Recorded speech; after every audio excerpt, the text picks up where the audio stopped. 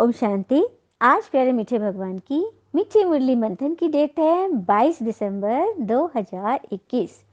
तो आज भगवान हमसे कह रहे हैं कि अपना चेहरा सदा खुशनुमा बना के रखो। अपनी ड्यूटी व कर्तव्य जो भगवान के हैं, जो भगवान हमें सिखाते हैं, वह कोई मनुष्य नहीं सिखा सकता। विश्व में शांति स्थापना करना क्या किसी मनुष्य का काम है? ईश्वरीय नशे में रहना है, फॉलो ब्रह्मा बाबा को करना है। बाबा ने हमारे लिए एक आइडियल है ना, एक मॉडल है ना, रोल मॉडल, उनको देखकर बस चलते रहना है। संगम युग पर अतीन्द्रिय सुख का अनुभव करना है, तो डबल प्राप्ति के अधिकारी बनो। ये डबल कौन सी चीज़ है, आज वाणी में हम सुनेंगे बाबा से। एक दो के संस्कारों को जानते हुए उनसे मिलकर चलना, यही उन्नति का साधन है।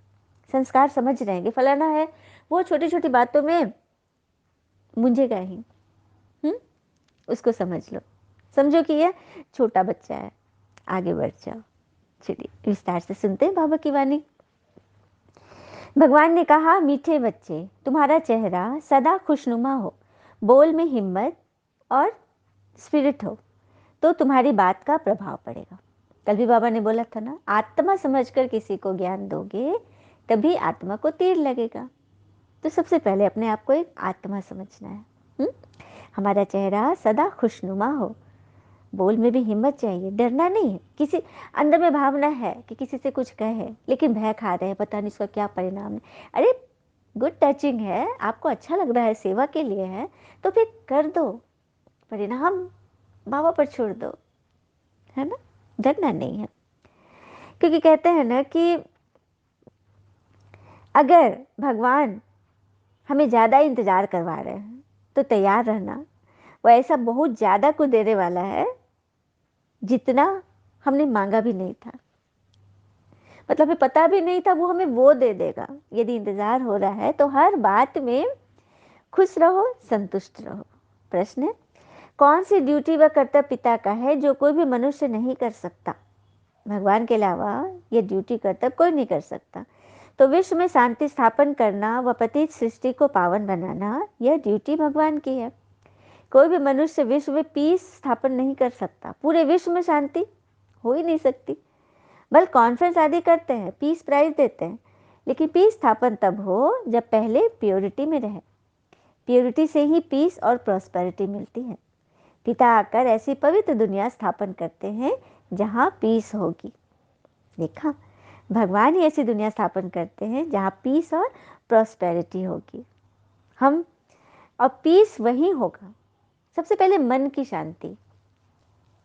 शरीर को शांति नहीं चाहिए, शरीर को तो सुख चाहिए, शांति चाहिए मन को। शरीर को शांति तभी मिलेगी जब उसका शरीर छूटेगा, नहीं तो चुरपुर तो होती रहेगी। मन को शांति चाहिए, और मन की शांति के लिए क्या करना है, किस चीज़ को पकड़ के रखना है, किस चीज़ को छोड़ना है, चलिए ये कथा हमें समझाता है। एक दिन स्कूल की शिक्षिका ने अपने क्लास में बच्चों के साथ एक प्रयोग करने का निश्चय किया। शिक्षिका ने अपने बच्चों को कहा कि वे अपने साथ एक प्लास्टिक की थैली में कुछ आलू लेकर आए और हर एक आलू पर उस इंसान का नाम लिखे जिससे वो चिढ़ते हैं, ईर्ष्या करते हैं, जिनको देख के गुस्सा लगता है, जिसकी बातों से वे हलचल में आते हैं, उनका नाम लिखे।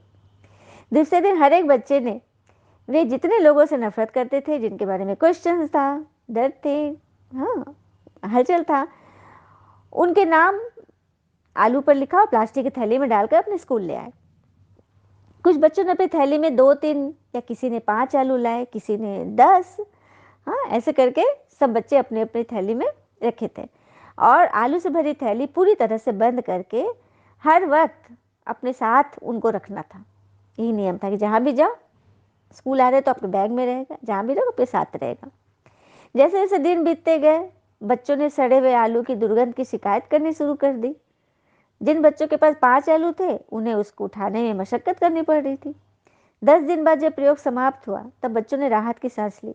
टीचर से जाके बोला, तो टीचर ने पूछा बच्चों से, आपको इन आलू को संभाल कर रखना कैसा लगा? बच्चों ने एकदम शिकायत भरे शब्द में बोला कि कहाँ मैम, हमें बदबूदार थैली अपने साथ हर जगह ले जाने में कितनी तकलीफ हो रही थी।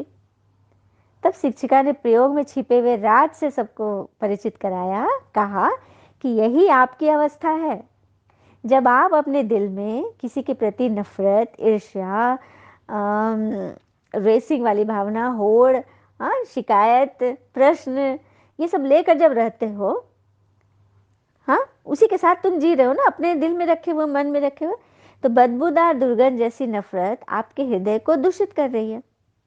आप 10 दिन तक इस आलू के दुर्गंध को नहीं झेल पाए, तो सोचिए किसी के साथ आपके क्वेश्चन है, नफरत है, क्रोध है, ईर्ष्या है, घृणा की भावना है, कुछ भी ऐसी भावना को आप दिल में कई कई सालों तक रख लेते हो, कैसे? इसीलिए दूसरों को क्षमा करने में ही समझदारी है। यदि अपने दिल की सफाई, अपने मन की सफाई चाहिए, तो उन बातों को हटा दो। क्योंकि हम इंसान भी अपने मन में लोगों के प्रति नफरत लेकर घूमते हैं ना, क्वेश्चन लेकर घूमते हैं ना, जिससे वो उम्र भर हमारे साथ रहता है, तो हमारे गुण को विकसित करने में समय नहीं मिलेगा। प्रेम पूर्वक व्यवहार को जारी रखना, जब किसी को क्षमा नहीं कर पाते तो अंदर दिन भर उन्हीं के बातों में मन रचा बसा रहता है। तो फिर हम ईश्वर से सुनने, ईश्वर की बातों को धारण करने के लिए हमारे पास जगह कहाँ होगी? क्योंकि हमारा मन तो उन्हीं की बातों से, उन्हीं की हरकतों से, उनके नेगेटिव वाइब्रेशन से भरा पड़ा है ना। गीता आज की मुरली का तुम ही हो माता, पिता तुम ही हो। तो आज से कल से एक नई सेवा शुरू हुई ना मुरली के गीतों की, उसकी लिंक इस मुरली के डिस्क्रिप्शन बॉक्स में डाल दी जाएगी, सामने में कमेंट बॉक्स में डाल दिया जाएगा। आप लोग प्लीज़ उसे सुने और याद करें कि आज मुरली में कौन सा गीत बजा था। ओम शांति। बच्चे ने किसकी महिमा सुनी? यह बातें तुम बच्चे जानते हो कि मैं पतितों को पावन बनाने वाला हूँ। मैं नहीं होता तो तुम ब्राह्मण थोड़े ही होते, हाँ, और न ही ये देवी देवता ही होते। सच बात है, भगवान कह रहे कि मैं नहीं आता तो तुम ब्राह्मण थोड़ी बनते, तुम तो शूद्र के शूद्र ही रहते। और ये देवी देवता फिर कैसे बनते? क्योंकि तुम्हें देवी देवता बनाता हूँ। मैं विश्व में शांति स्थापन करता हूँ, पर मुझे कोई पीस प्राइज नहीं मिलती। हम तो निष्काम सेवाधारी है। क्या कोई मुझे मेडल दे सकेंगे, पहना सकेंगे मुझे कोई मेडल? बाबा पूछ रहे हैं। मैं प्राइज का क्या करूँगा? रामानुसार मुझे सबको मुक्ति, जीवन मुक्ति देनी है, बाकी प्राइज तो तुमको मिलती है, प्योरिटी, पीस, प्रॉस्पेरिटी की। जब तुम सत्युग में पहुँचते हो ना, तो प्राइज तो तुम्हें मिल रही है। फिर बाबा ने नाम पर बताया कि नाम कुछ व गुण कुछ। आज कलयुग में नाम कुछ है और गुण कुछ है। जैसे किसी के पास धन नहीं है और नाम है लक्ष्मी, और वो जीवन बंधन में है। नाम लक्ष्मी नारायण, जो जाकर मंदिर में माथा टेकते हैं, उन्हीं को लक्ष्मी नारायण की मूर्ति के सामने माथा टेक रहे हैं, जिनका नाम लक्ष्मी नारायण है। वही कह रहे हैं कि स्वयं को श्री नहीं कहते, जो निर्विकारी पावन, हम विकारी पवित्र पतित, यही कहते हैं ना। देवी देवताओं के आगे गाते हैं कि आप निर्विकारी पावन और हम विकारी पतित है, तो ये भी मनुष्य पर पास्ट होकर गए हैं। यह सब बातें तुम बच्चे ही जानते हो। ये देवी देवता भी तो मनुष्य ही है ना। ये बात सच है ना कि मूर्तियों की पूजा हम करते आए, आँख खुला कहा गया कि ये देवी देवता है, भगवान है, इनकी पूजा करो, हाथ जोड़ो, सब लोग सीख गए। लेकिन कभी किसी ने ये पूछा कि आखिर इनकी मूर्ति कब बनी, ये लोग कहाँ गए? कभी तो होंगे ना, पता ही नहीं, बस मूर्ति दिखा, आँख खोले, मूर्ति मिली, बस पूजा पाठ शुरू, भक्ति शुरू। जानने का, पूछने का तो पता ही नहीं। तो ये बाबा कह रहे हैं कि ये बातें तुम जानते कि ये कौन थे, ये तुम्हारा ही यादगार मूर्त है। जब कोई, देखिए, समाज में भी, कोई मोहल्ले में भी, कोई राज्य में भी कोई अच्छा काम करता है तो उसकी स्टैचू बनाते हैं ना चौक पे। आज गांधी जी की कितनी बड़ी मूर्ति लगी है, राजघाट पे उनकी समाधि है। अच्छा काम किया ना। तो वही बात है, ये देवी देवता भी अच्छा काम करके गए थे। और कब किए थे पता है? इसी संगम पर पढ़ भी रहे हैं एक तरफ, और एक तरफ सबका कल्याण भी कर रहे हैं, सबके लिए अच्छा भी सोचे, सबके लिए दुआ कर रहे, आशीर्वाद दे रहे, मन की शांति का सबको बीज डाल रहे हैं सबके मन में। तो ये कर्म अभी किए हैं। फिर बाबा कहते हैं, पढ़ने व पढ़ाने वाले दोनों ही छिपे नहीं रह सकते। हाँ, तूफान जरूर आएंगे। ये 5 विकार ही बहुत तंग करते हैं। रावण राज में बुद्धि एकदम रॉन्ग हो जाती है, जो रॉन्ग कर्म कराती है, क्योंकि बुद्धि को ही ताला लगा हुआ है। तभी तो बाबा ज्ञान के तीसरे नेत्र द्वारा बुद्धि का ताला खोल रहे हैं। सबकी तो बुद्धि का ताला खुल रहा है ना। और ये जो सुदर्शन चक्र की वीडियो बनी है, यह तो एकदम कमाल की है, जो हमें मुरली की पूरी रिवीजन करा देती है। 5 स्वरूप 5 पॉइंट से निकल गई, मीठे बच्चे से, प्रश्नोत्तर से, धारणा से, वरदान से, स्लोगन से। तो ये 5 मेन पॉइंट है, उसकी योग द्वारा प्रैक्टिस हो रही है। ठीक है, तो बाबा को थैंक यू। बाबा ही आकर माताओं का मर्तबा ऊंच करते हैं। गाया भी जाता है ना, पहले लक्ष्मी फिर नारायण, माताओं का पहले नंबर है ना, तभी तो लक्ष्मी की इतनी इज्जत जास्ती ठहरी ना। हर देवियों की तो इज्जत जास्ती होती है। बाबा कहते तुम बच्चे राज भी लेते हो, पुरानी दुनिया का विनाश भी होना है। जो ये बातें किसी की बुद्धि में नहीं है, यह बातें धारण करने व कराने की हिम्मत होनी चाहिए। बोलने की भी प्रैक्टिस चाहिए। जैसे बैरिस्टर आदि लोग प्रैक्टिस कर कितना सफल बन जाते हैं, और कई तो बिल्कुल फाके में रहते हैं। प्रैक्टिस नहीं है, बोलेंगे नहीं अच्छा, करेंगे नहीं कर्म अच्छा, तो कहाँ से सफल होंगे। नंबर वार तो सभी में होते हैं ना। तो यहाँ भी first class, second class, third class और फोर्थ क्लास तो बच्चे हैं। बच्चों की अवस्थाएं भी ऐसी है। तो बच्चों में बहुत मिठास चाहिए, मधुरता, और स्पष्ट शब्दों में बात करने से प्रभाव पड़ेगा। आपकी वाणी एकदम मधुर, ऐसा नहीं कि हम तो राफ साफ है, नहीं, मधुरता से बोले, स्पष्ट शब्दों में कहे तो प्रभाव पड़ेगा। पीस स्थापन करने वाला एक ही बाबा है, तो मुझे क्या प्राइज दोगे। बाबा बार बार कह रहे कि मुझे क्या प्राइज दोगे, बाकी मैं ही तुम्हें सबसे ऊंचा प्राइज देता हूँ। ये सारी नॉलेज तो तुम बच्चे जानते हो, बाकी तो विषय सागर में गोते ही लगाते रहते हैं। बहुतों को तो माया एकदम गले से पकड़ गटर में डाल देती है। तभी बाबा कहते हैं अरे गटर में मत पड़ो, नहीं तो बहुत पछताना पड़ेगा। तो पछताना न पड़े, इसीलिए बाबा पहले से ही समझाते हैं कि कदम कदम श्रीमत पर चलते रहो। देखा बाबा हम बच्चों से कितना प्यार करते हैं, हमें समझाते हैं ना।